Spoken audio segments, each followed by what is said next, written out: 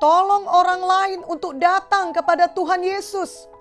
Haleluya, Victorious Kids. Selama ini, sebelum ada pandemi COVID-19, kita selalu mengadakan KKR atau kebaktian kebangunan rohani. Dan juga tentunya beribadah bersama di gereja setiap hari Minggu.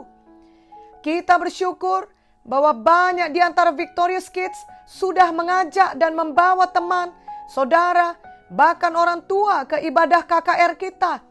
Sehingga mereka semua benar-benar mengenal dan menerima Tuhan Yesus sebagai juru selamat pribadi mereka. Itulah mujizat terbesar, yakni mujizat keselamatan jiwa. Namun kita tidak perlu menunggu pandemi COVID-19 berakhir atau menunggu diadakan lagi KKR untuk dapat membawa teman dan keluarga kita datang kepada Tuhan Yesus. Setiap hari kita dapat menolong orang lain untuk dapat datang kepada Tuhan Yesus dengan perkataan kita yang menceritakan tentang Tuhan Yesus dan juga dengan perbuatan kita yang baik kepada mereka. Victorious Kids, itulah pekerjaan yang terbaik dan terhebat di dunia ini, yakni membawa orang lain kepada Tuhan Yesus, sehingga mereka percaya kepada Tuhan Yesus dan menerima keselamatan. Kelak bila Victorious Kids dewasa, apapun pekerjaan Victorious Kids, apakah sebagai dokter, pengacara, tentara, guru, pendeta, atau apa saja, semua Victorious Kids kiranya selalu menolong orang-orang di sekeliling Victorious Kids untuk datang kepada Tuhan Yesus. Karena memang hanya Tuhan Yesus yang dapat menolong hidup kita dari semua masalah yang ada. Hanya Tuhan Yesus yang sanggup menyembuhkan semua penyakit. Dan hanya Tuhan Yesus yang sanggup mengampuni semua dosa kita dan memberikan hidup yang kekal di sorga bagi kita. Mazmur 103:3 berkata, Dia yang mengampuni segala kesalahanmu, yang menyembuhkan segala penyakitmu. Victorious Kids, hanya Tuhan Yesus jawaban sejati bagi seluruh umat manusia. Dulu Oma Munte sebelum mengenal Tuhan Yesus, banyak kesedihan yang dialami olehnya. Paman yang dikasihinya meninggal dunia, dan tak lama kemudian disusul oleh ibunya juga meninggal dunia. Itu kehilangan yang sangat besar. Kemudian ayah dari Oma Munte juga sakit-sakitan. Dan selain itu Oma Munte mempunyai banyak adik-adik yang harus diurusnya. Sebab Oma Munte adalah anak yang paling sulung. Dan banyak adik-adiknya tersebut yang masih kecil-kecil. Ditambah lagi Oma Munte sendiri masih berkuliah di Fakultas Kedokteran USU. Semuanya itu memerlukan biaya. Dan kehidupannya yang keras seperti itu membuat Oma Munte tidak banyak tersenyum. Karena hidupnya yang penuh perjuangan. Tapi suatu hari Oma Munte menerima Tuhan Yesus sebagai Tuhan dan Juru Selamat pribadinya. Sejak saat itu hidup Oma Munte berubah. Walau Oma Munte masih harus berjuang untuk mengurus ayahnya dan adik-adiknya, juga mengurus kuliahnya, dan mengurus semua biaya, namun Oma Munte tidak lagi penuh kesedihan. Oma Munte menjadi orang yang suka berbicara tentang kebaikan Tuhan Yesus, dan dia juga menjadi orang yang suka tersenyum, karena hatinya penuh sukacita yang dari Tuhan. Ini membuat teman-teman dan saudara-saudara Oma Munte menjadi tertarik tentang Tuhan Yesus, sebab mereka melihat perubahan yang nyata dalam hidup Oma Munte. Oma Munte menjadi terang dan berkat bagi orang-orang di sekelilingnya. Oma Munte menolong orang lain datang kepada Tuhan Yesus. Akhirnya nenek dan ayah Oma Munte, juga adik-adik Oma Munte, bahkan famili lainnya datang mengenal Tuhan Yesus. Puji Tuhan. Victorious Kids, itulah juga yang perlu kita perbuat. Ada perubahan nyata dalam hidup kita yang membuat orang lain jadi mau datang kepada Tuhan Yesus. Itu namanya kita menjadi berkat, menjadi terang dunia dan garam dunia. Matius 5 ayat 13 sampai 14 dan 16 berkata, Kamu adalah garam dunia. Jika garam itu menjadi tawar, dengan apakah ia diasinkan? Tidak ada lagi gunanya selain dibuang dan diinjak orang. Kamu adalah terang dunia. Kota yang terletak di atas gunung tidak mungkin tersembunyi. Demikianlah hendaknya terangmu bercahaya di depan orang, supaya mereka melihat perbuatanmu yang baik dan memuliakan Bapamu yang di sorga. Mari Victorious Kids suka berbuat baik dan menjadi garam dunia. Maka barulah terang kita bercahaya, dan ini menjadikan orang-orang memuliakan Bapa di sorga, dan menjadikan orang-orang mau datang kepada Tuhan Yesus. Janganlah Victorious Kids sebagai anak Tuhan tidak menjadi berkat kepada orang lain. Misalnya Victorious Kids sangat nakal atau sangat malas, atau Victorious Kids suka mencuri barang orang lain dan selalu berbohong. Apalagi jika Victorious Kids suka berkelahi atau membuli orang lain.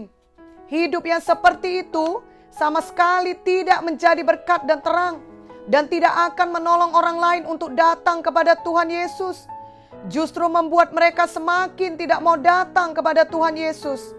Mereka akan berkata sia-sia saja mengikut Tuhan Yesus kalau ternyata hidup kita sangat jahat dan merugikan orang lain.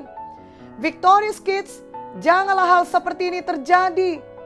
Itu sebabnya kalau masih ada Victorious Kids yang masih suka berbuat kejahatan atau dosa dengan sengaja, maka marilah bertobat sungguh-sungguh dan ikutlah Tuhan Yesus dengan segenap hati. Jangan lagi menjadi anak yang nakal, apalagi anak yang jahat. Marilah menjadi anak yang baik, yang menjadi berkat dan terang, yang menolong orang lain untuk datang kepada Tuhan Yesus. Dalam Markus 2 diceritakan tentang Tuhan Yesus yang sedang memberitakan firman di suatu rumah di Kapernaum, di mana banyak sekali orang berkumpul, sehingga tidak ada lagi tempat, bahkan di muka pintu pun tidak. Lalu ada seorang yang lumpuh, namun dia tidak sendirian. Ada 4 orang yang menolongnya, yang menggotongnya. Markus 2 ayat 4 menuliskan, tetapi mereka tidak dapat membawanya kepadanya karena orang banyak itu. Lalu mereka membuka atap yang di atasnya. Sesudah terbuka mereka menurunkan tilam tempat orang lumpuh itu terbaring. Jadi Victorious Kids, 4 orang yang membawa orang lumpuh ini tidak menyerah. Walau tidak bisa masuk melalui pintu, mereka tetap berusaha dan membawa orang lumpuh itu melalui atap untuk datang kepada Tuhan Yesus. Karena mereka beriman dan percaya Tuhan Yesus mau dan sanggup menyembuhkannya. Dan memang itulah yang terjadi. Dalam Markus 2 ayat 11-12 dituliskan, kepadamu kukatakan, bangunlah, angkatlah tempat tidurmu, dan pulanglah ke rumahmu.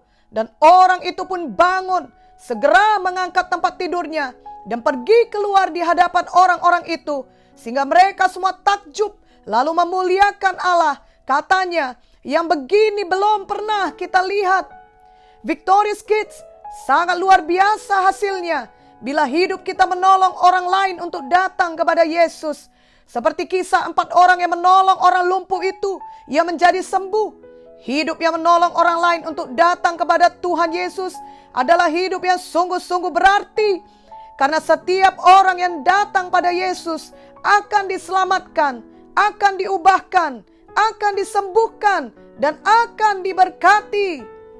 Namun setan tidak suka bila Victorious Kids membawa orang lain datang kepada Tuhan Yesus.